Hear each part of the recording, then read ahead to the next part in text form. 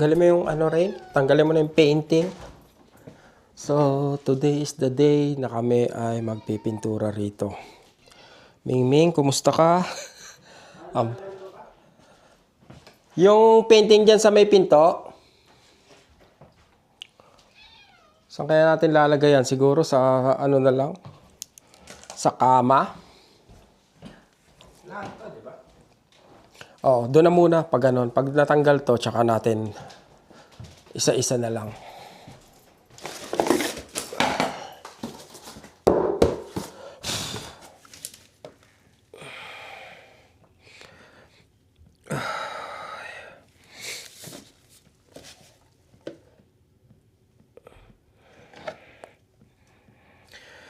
Medyo mahirap pinturahan to ngayon. Kasi kumbaga maraming gamit, no? Kaya, mas kailangan mo ng maraming time. Kaya mas mahal yung computation ng pagpapapintura. Pag maraming gamit yung pipinturahan.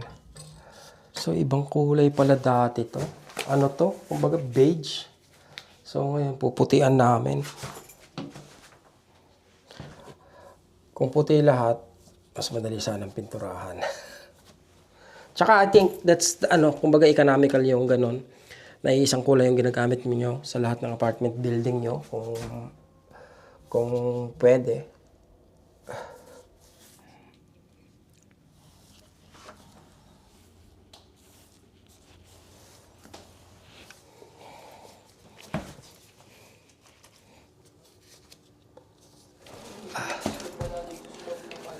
Ano? Kasi, anong tawag rito? Dapat nga, ipapaano niya lahat yan. Kaya lang, syempre may mga gamit ba kasi. Kaya medyo mahirap.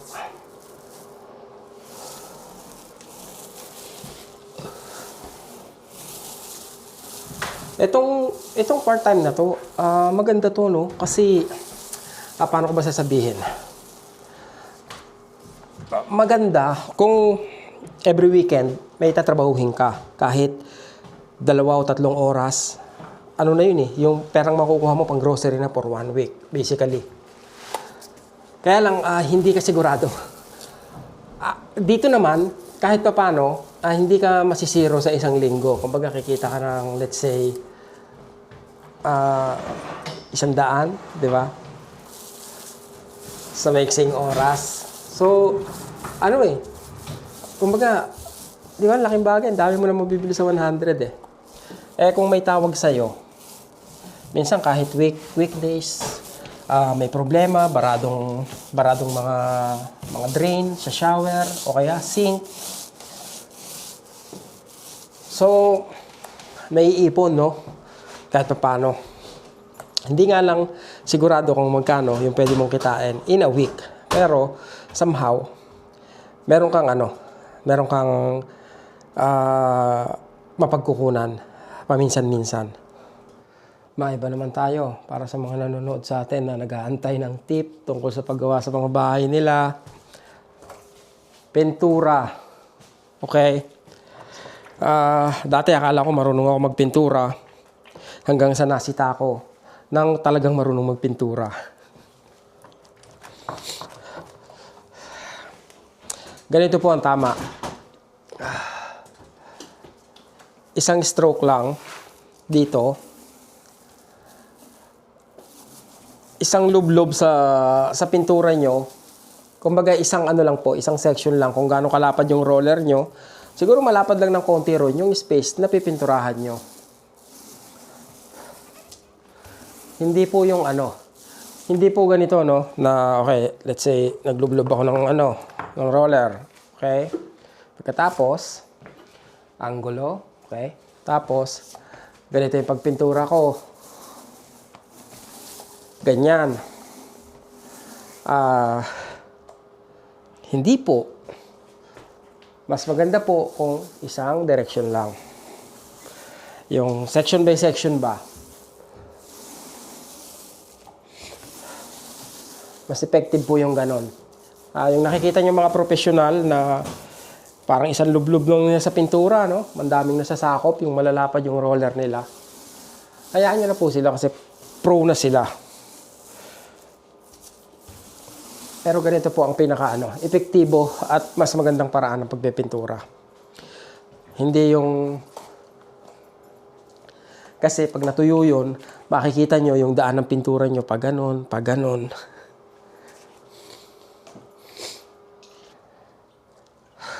Babalik kami bukas. Kailangan ng second coating. Kasi hindi pa masyadong tuyo. Ayoko namang lagyan agad kasi magbabalbon eh. Pag hindi pa tuyo, tapos pininturahan mo uli, magbabalbon siya. So, isang coat na lang yan. Ang matagal talaga yung yung mag-e-edge kayo. Pag nagpipintura pala kayo, as much as possible, unahin nyo yung edge, yung mga corner. Para nang sa ganon, pag pininturahan nyo na yung wall, kumaga somehow, magiging maganda yung transition ng pintura. Tapos yung pusa pala, dalawa pala sila. Yung isa ngayon ko lang nakita, ayun ang kulay itim. Paano ba? Okay na to, iwanan na namin to. Bukas na lang uli. House tour. Hindi ko alam kung magkano upa rito, pero more or less, nasa to, mga 1.7 pataas. Sala. Tapos, kahit paano maganda-ganda to kasi kumbaga may division yung kitchen niya, no? Yan, lutuan nyo. Pwede kayong, ito yung mesa nila. Saan ba nakalagay itong mesa pala? Nandito pala yung mesa na yan, no? Dito yung komedor nila. So, yan. Pagkatapos, isang kwarto rito. Yan. Tapos, may built-in closet. Pagkatapos, dalawa yung kwarto niya. Ito yung isa. Yung pusa, oh. So, ayun lang siya, no? Tapos sa bathroom. Yan. Shower. Pagkatapos, meron kang dalawang built-in closet dito. So, that's it. Ang nakatira rito ay magjowa. Saan yung niya? Patayan. Iyan. Meron pa rin doon. Saan yun? Saan yun? Saan patayan? Wala, stek. Naikot-ikot pa ako. Nandun. Okay. Pabayaan mo na yan. So, that's it, mga Dre, no? See you tomorrow. Iwanan na namin to at bukas naman. Sakit ng ulo ko. Sa pintura. Sa amoy ng pintura. Nakalimutan pa namin to. Itong bathroom. Ano ba yan? Nakaligpit na kami. So, bukas na lang.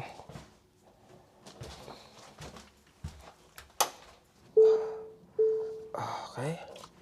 Sumay ito ulo ko. Sa pintura siguro, no? Samay. Binuksan mo ba yung bintana ron sa isang kwarto? Hindi. Kung nasan yung isang pusa?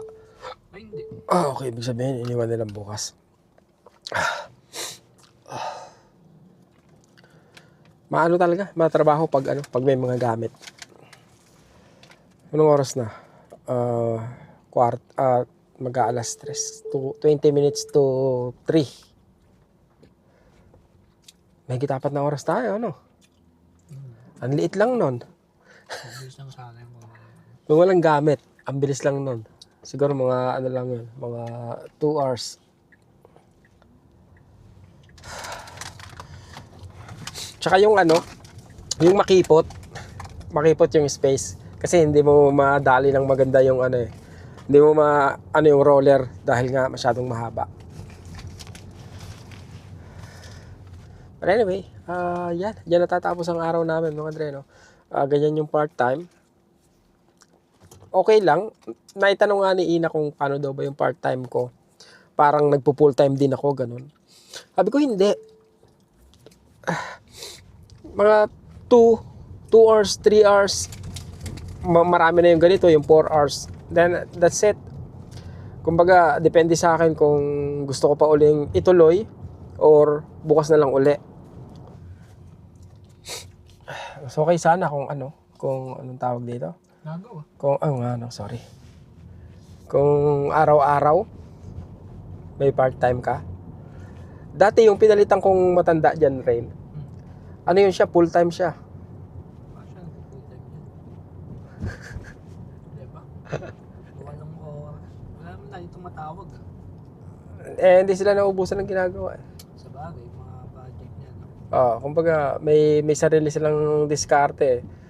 Hindi ko alam kung, sabi nga sa akin dati ni Audrey, ang problema raw is minsan, pag may problema sa isang apartment, bigla na lang pumapasok yung gumagawa nang hindi muna ini-inform yung tenant. Bawal yun. Oo, dapat inform mo muna yung tenant bago ka pumasok 1 day ahead. At least, sana. Kung swerte mo, pag kumatok ka, is nandun sila. Pag pinapasok ka, edi magaling. Pero kung pupunta ka ron, wala sila, balik ka. Kahit may susi ka, hindi ka pwedeng basta-basta pumasok. Dati sinabihan ko nga yung caretaker dyan. Kasi may reklamo, may problema yung apartment. So, sabi ko, okay, pupunta ako. Sabihan mo yung tenant. Tapos, pagdating ko, walang tao sa apartment. Ngayon, sasabihin ko dun sa caretaker, tapos hindi niya makontak rin yung nakatira sa apartment. So, uuwi ako. Sabi ko sa kanya, sa susunod ka ako, pag ganyan, i-charge ko pa rin. Kasi, oras ko ako yung nasasayang di ba? Punta ako rito, tapos wala palang mangyayari. So, next time, i-charge ko yan, regardless, kung may tao o wala. Kung may tinrabaho ako o meron. Tapos yun, mula nagano na siya. Lagi niya na ini-inform yung mga tenant, di ba? Bakit yung katawan ko Ito pala yung problema, no? Pag nagpa-part-time ka lang, kasi hindi ka na sanay sa kumilos. Paano na naman ako lalagnatin?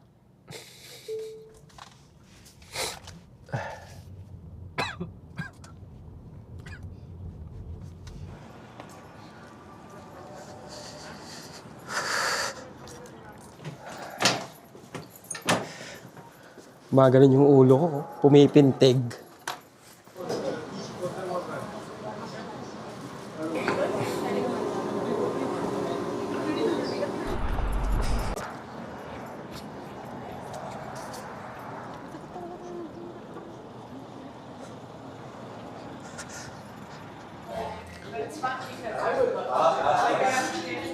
Anong suman po ito?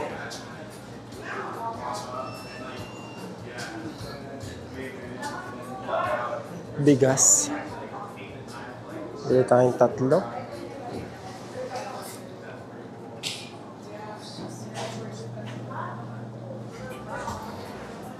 Pampabata, Oh, ayos lang. Kamusta ba? Saang Okay lang. Japan.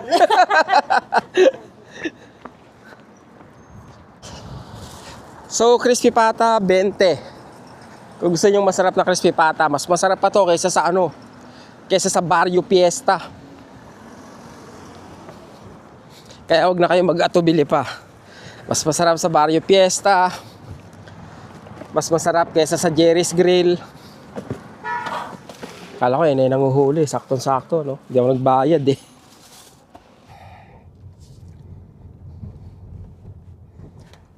Alright. Pinahirapan mo pa ako mag-park. Aalis ka rin pala.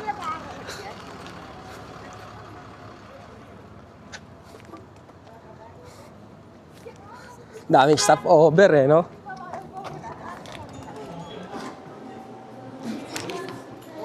Sir. Pasok kami Oo, talaga. Thank you. Oo. Taga dito ba kayo? Sana kami, nabasipil ka rin. Nabasipil. Okay. Sama na kayo sa vlog. Hello. Iyon Thank you. Enjoy. May dalawang ulam. Oo, thank you. Hindi ka kasama, madam. Ayan na, okay. Oo. Ma'am, sir, enjoy. Ayun, kasama na kayo mamaya.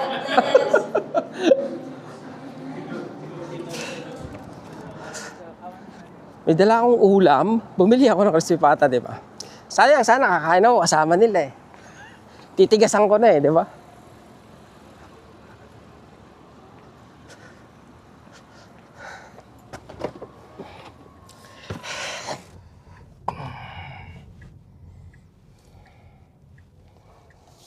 Oh, gosh. So, aray ko. Dapat ang plano ko ngayon is ikabit yung screen. Dito yun mga dreno, dito yun pupunta mamaya. Tuturo ko sa inyo. Diyan papunta yun. Kaya lang, sakit kasi ng ulo ko, so bukas ko na lang gagawin, no? Tapos lalagyan ko na rin ng, ng bubong.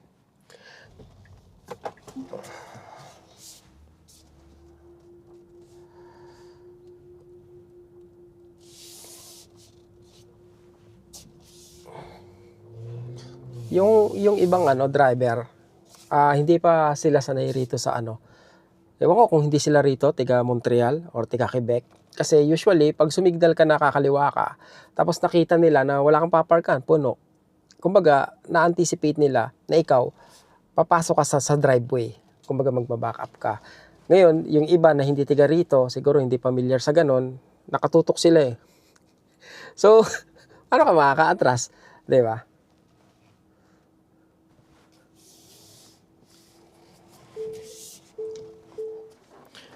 Ayan ang pinakamasarap na crispy pata rito sa Montreal. Yan ang lambot niyan. Nako po, talaga naman. Pagkatapos, yung screen pala, yung rear screen na nakita nyo sa ulihan ng video ko, dito ko ilalagay yon. Tatanggalin ko yan, tapos yun ang ilalagay ko. Alisin natin yan. Babaklasin natin yan. Nang sa ganon, kung may pasaherong mga bata, hindi sila may inip. Habang umaandar kayo, habang nasa long trip kayo, habang nasa road trip kayo, makakapanood sila. Meron tayong discount coupon o discount code pag in-upload ko na yung video ng pagkakabit ko ng screen. Saan ba siya? Yun siya, nasa likod. Dapat ngayon ko ikakabit, kaya lang medyo masakit yung ulo ko gawa ng sa pagpipintura. But anyway, abangan nyo mga dreno kung interesado kayo sa upgrade na gagawin ko sa sasakyan sa Tesla. Abangan nyo yan. Diba? Maganda-ganda yan. Okay? Bukas ulit at maraming salamat sa pagsama. At dito po natatapos ang araw namin bilang walang trabaho sa Canada. Diba? Paano ba ang mawala ng trabaho sa Canada? Oo nga, no? Magandang usapin yan, no? Depende. Actually, hindi ko alam, no? Kasi, technically, wala akong full-time, pero may trabaho ako. Diba? May part-time ako. Bukod pa dyan, is may YouTube ako. So, I mean, yun, no? Hindi ko alam. Isang bagay ang sigurado, pag wala kang trabaho rito sa Canada, medyo mahihirapan ka. Kahit sabihin may trabaho yung asawa mo at malaki yung sweldo niya, somehow, baka makaraos kayo. Pero mas maganda, dalawa kayong may trabaho, magtulungan kayo, nang sa ganun, mas magaang yung buhay. Diba? Yun ang sigurado eh. Mahirap ang mawala ng trabaho rito. Kung mahirap mawala ng trabaho para sa mga nangungupahan, I think mas mahirap mawala ng trabaho yung mga may mortgage. 'Di ba? Kasi mas mahal yung mas mahal yung binabayaran nila. Anyway, that's it. What's the rush?